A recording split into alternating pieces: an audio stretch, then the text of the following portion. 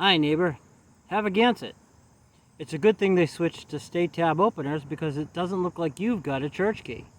What's a church key, you say? Well, stick around and I'll tell you about food preservation in cans, how to open them, and New England's famous beer.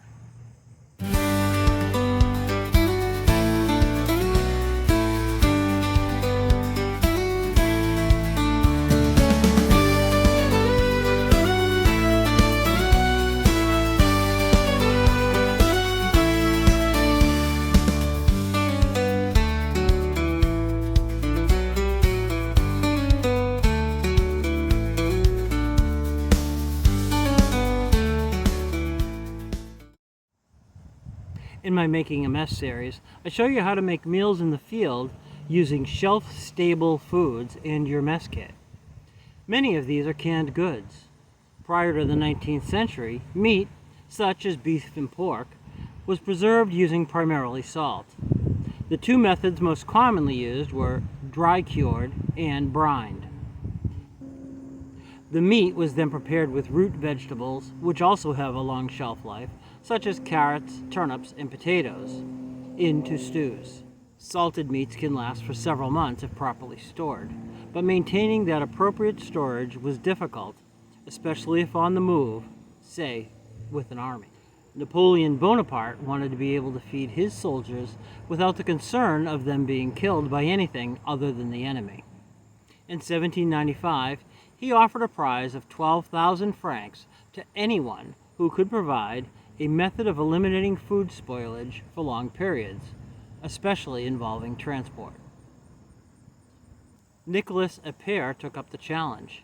He had experience in making candy, wine, beer, and pickles. He was also a chef, so he understood cooked foods. It took him nearly 15 years of experimentation, but he discovered that heating the food in glass containers and quickly creating a tight seal allowed different foods to remain safe to eat for several years. A stipulation of collecting the prize money was a publication of the method, which Appert also published in 1810. A year later, it was translated to English. Another Frenchman, Philippe de Girard, felt that the use of glass was too fragile and determined to find a more durable container. After Appert had published his findings in France, de Girard tested the method using metal containers. Due to the red tape in France, de Girard approached Peter Durand, a Brit, to patent the idea in England, despite the two countries being at war.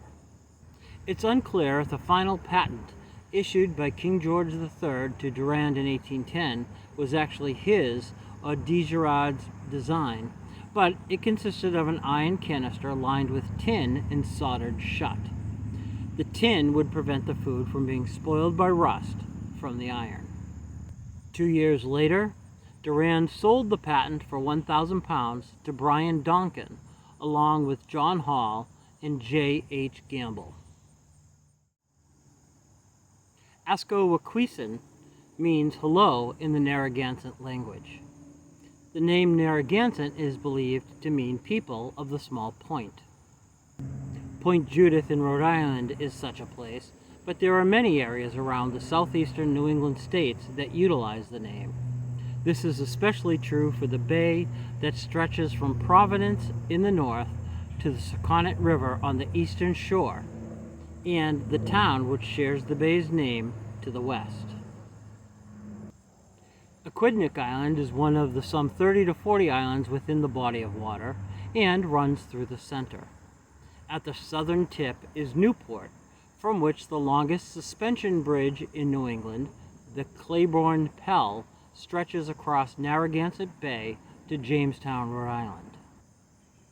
The bay covers approximately 150 square miles and contains over 700 billion gallons of water.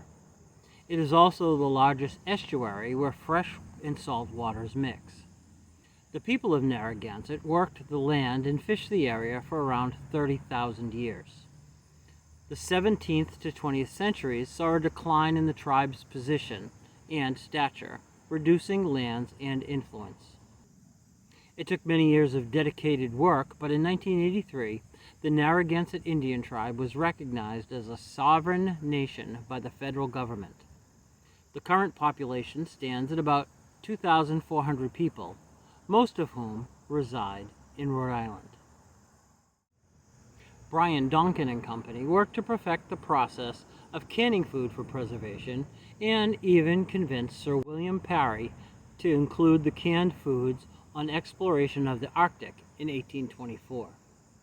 The problem was, however, that the heavy iron cans were difficult to open and included instructions to make use of a hammer and chisel. These cans were not the small variety we think of today, but were large enough to feed a group, weighing between 4 and 20 pounds. Tin cans soon found their way to America, with Thomas Gansett setting up a canning operation in New York City, where he would preserve oysters, fruit, meats, and vegetables. In 1822, William Underwood started his condiment business in Boston.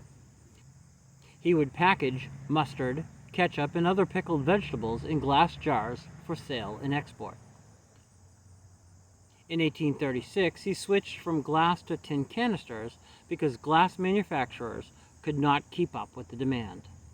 After Underwood's death in 1864, his sons experimented with adding spices to ham in a process they termed deviling. The Underwood logo from 1870 of a red devil is believed to be the oldest trademark still used in packaged food to date. In 1818, manufacturers of canned foods had moved from heavy iron to tin-lined steel cans, which were much lighter, similar to what we know today. The biggest issue, however, was still retrieving the food from inside the sealed cans. This problem was originally tackled by Englishman Robert Yates, some 45 years after the introduction of the metal cans. His invention was a bayonet-type opener that functioned adequately, but left a dangerous jagged edge on the top of the can and the cover. 3 years later, in 1858, Ezra Warner of Waterbury, Connecticut, would improve the design and make it more practical for use by home cooks in America. It would take another war over the issue of states' rights and slavery for canned foods to skyrocket in popularity. Gail Borden, having been horrified by the tragedy that befell the Donner Party, resolved to find a way to feed the pioneers going west.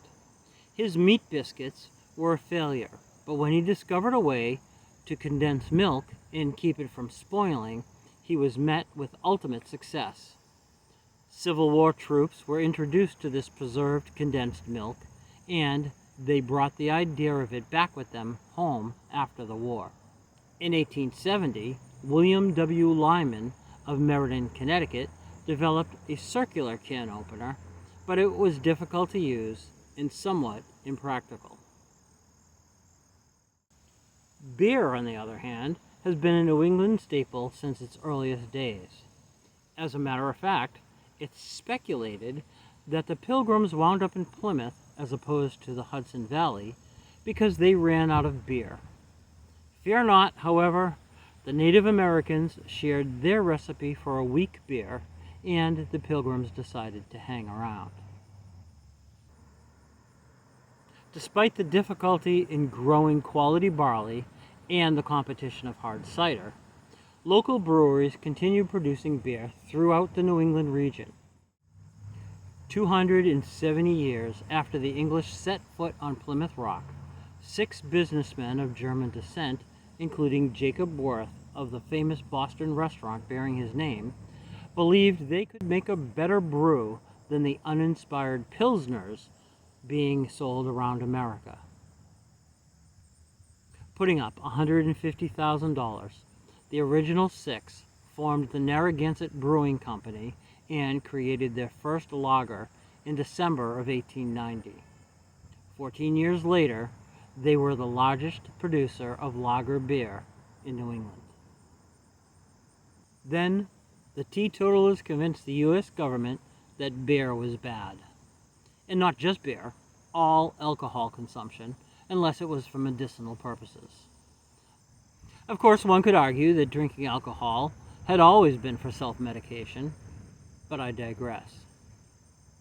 Despite having been granted permission by the IRS to continue brewing beer for just such purposes, by the time the 21st Amendment to the Constitution, reversing the 18th Amendment, had been ratified in December 1933, Narragansett's finances were in tatters. Around the same time the Pilgrims were making ale with the Native Americans, brewers in England were starting to put their beer into bottles. These were corked to preserve the freshness. The problem was that a corkscrew was required to remove the stopper and was then difficult to reseal. In the 1870s, another Frenchman, Louis Pasteur, discovered that spoilage could be prevented if the filled bottles were heated to 50 degrees centigrade for half an hour. By 1877, American beer producers were using pasteurization to allow their products to be preserved for a longer period of time and gain wider distribution via trains. In 1879, Henry Barrett, an Englishman, devised a screw-top bottle that would allow beer to be saved if not consumed in one sitting. Advances in brewing continued, including cold filtering, which allowed the beer to be bottled without sediment. In 1892, American William Painter introduced the crown cork top, which eased the process of bottling, allowing for faster production while maintaining the crispness of the beer. Of course, the problem was the tops were difficult to remove without a special tool. Several implements were designed, but the most accepted was an open-ended device that would lift the bottle cap from the side and had a handle that would act as a fulcrum. This device greatly resembled the large keys used to lock the doors of churches and soon became identified as a church key. Individual servings of beer continued in glass up until Prohibition, despite the fact the bottles were subject to breakage. Some manufacturers used the Carl Hutter stopper to seal the tops, but most found it cost-effective to simply use the crown cap.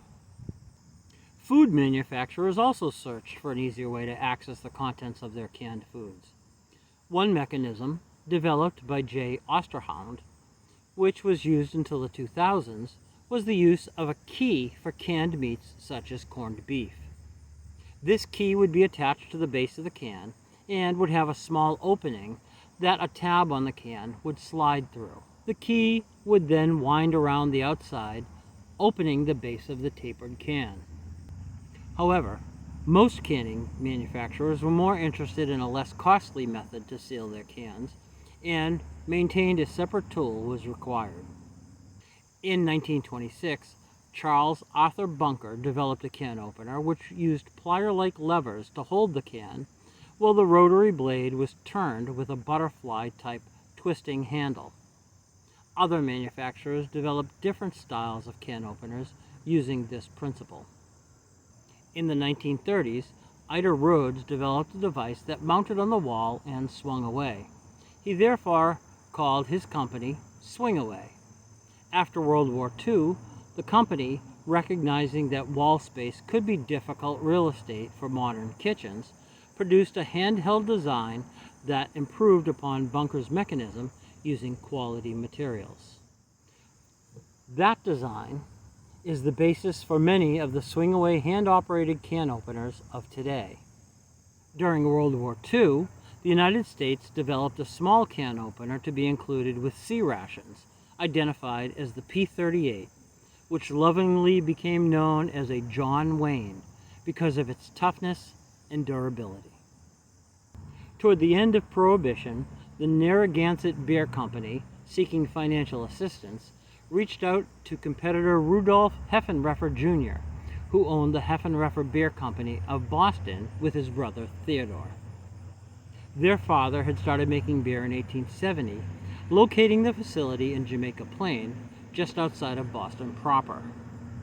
The Samuel Adams Beer Company now has their anchor location on this spot.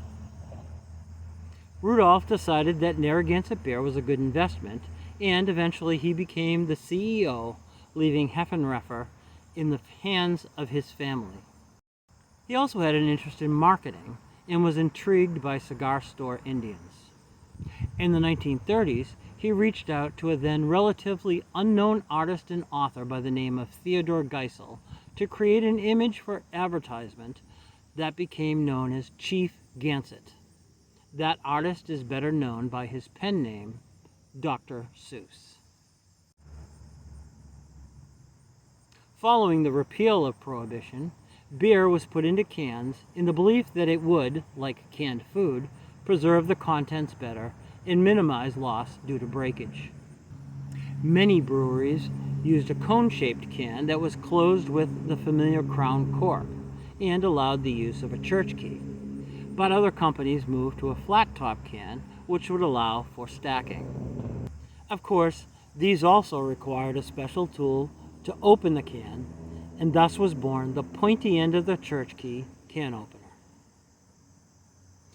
The tool was redesigned to accommodate both cans and bottles, but the nickname remained the same. Beer producers often gave these away as advertising gimmicks, and utensil manufacturers tried to improve upon the design with the use of plastic and adding a corkscrew.